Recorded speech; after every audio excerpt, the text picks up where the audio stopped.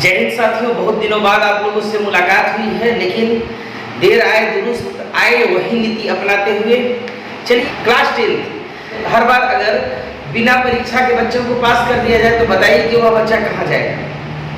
समझ रहे हैं ना, वह बच्चा पढ़ेगा ही नहीं और फिर परीक्षा से डर उत्पन्न होगा। तो उस परीक्षा के डर को कम करने के लिए हम लोग परीक्षा देंगे और पढ़ेंगे और पास होंगे पढ़कर। चलिए एक्सरसाइज 3.4 क्लास 10 जो आपको पेज नंबर 63 मिल जाएगा। लिखा हुआ है कि निम्न समीकरणों के युग्म को विलोपन तथा प्रतिस्थापन विधि से हल कीजिए। आपको इस समीकरण युग्म को विलोपन और प्रतिस्थापन विधि से हल करना है। तो कौन विधि हल करें बताइए। चलिए हम दोनों विधि बतला देते हैं आप लोगों को। सबसे पहले विलोपन विधि। कौन विधि? यही युग्म को हम पहले विलोपन से शुरू करेंगे और फिर बाद में प्रतिस्थापन से। तो देखिए विलोपन में x + y = 5 है, ये पहला समीकरण है, एक समीकरण। दूसरा है 2x - 3y = 4, ये मेरा दूसरा रैखिक समीकरण। अब इसको कैसे करें? विलोपन विधि क्या है? या तो हम x के गुणक, ये जो दोनों जो मेरा रैखिक समीकरण है, या तो x के गुणक को आपस में बराबर कर दीजिए या तो y के गुणक को बराबर कीजिए। बराबर नहीं कीजिएगा तो घटेगा कैसे? देखिए कैसे बराबर करते हैं। जैसे यहाँ पर x है, इसमें कैसे गुना किए हुए कुछ नहीं है। अब क्या किए देखिए, एकदम आसान विधि कि x वाले से या y में जिस संख्या से गुना है उससे अदला बदली करके गुना कर देंगे। एक लिखा था नहीं, लेकिन बस आपको समझाने के लिए दिए। ये 2 से इसमें गुना कीजिए और ये 1 से इसमें। अब क्या होगा? इससे प्रॉफिट होंगे कि दोनों समीकरण में x आपस में बराबर हो जाएगी। देखिए कैसे, यानी 2x + 2y = 2 × 10। उसी तरह 2x - 3y = 4। अब इसको घटा लीजिए। घटाने के लिए नीचे का चिन्ह बदल दिया जाता है, आप जानते होंगे, और अगर नहीं जानते होंगे तो जान जाइए। ये देखिए यहाँ पर कुछ नहीं, प्लस का चिन्ह है, ये और ये समान। अब ये 2 और 3 5y = 10 में से 4 यानी 6, यानी y का मान 6/5। ये मेरा y का क्लियर वैल्यू निकल गया।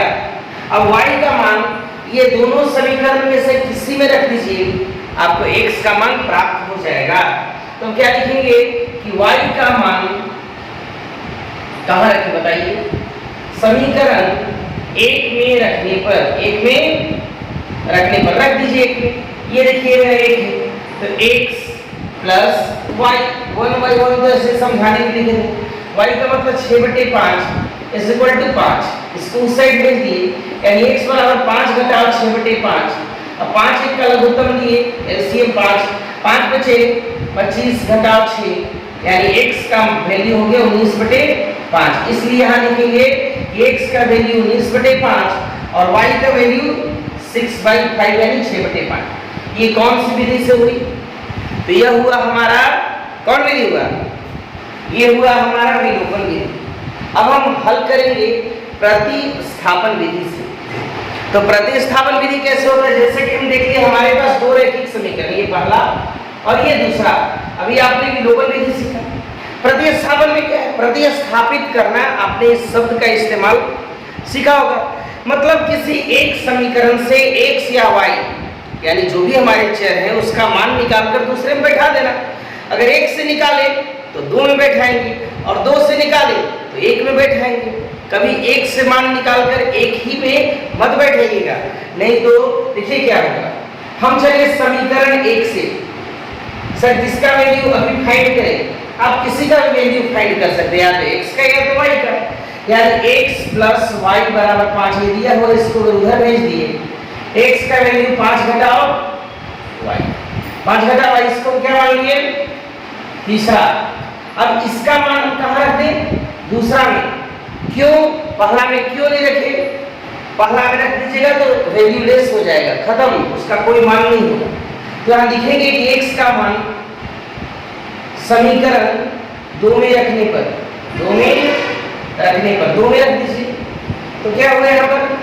2x x है, यहाँ x का मतलब 5 - y - 3y = 4, यानी 2 × 5 = 10 - 2y - 3y = 4। अब चलिए इधर देखिए, यानी इसको उधर भेज दिए, ये 2 भी कर्ज में, ये 3 भी कर्ज में, यानी 2 और 3 5y = 4 - 10, यानी y बराबर क्या हो गया, 10 में से 4 - 6 और ये 5 आ गया नीचे, क्योंकि हम मल्टीप्लाई में किधर आके डिवाइड है, यानी 6/5। अब y का मान कहाँ रखेंगे, आप 1 2 3 कहीं भी रख सकते हैं, लेकिन आप रखिए 3 में, क्योंकि यहाँ x का क्लियर वैल्यू निकाला हुआ है।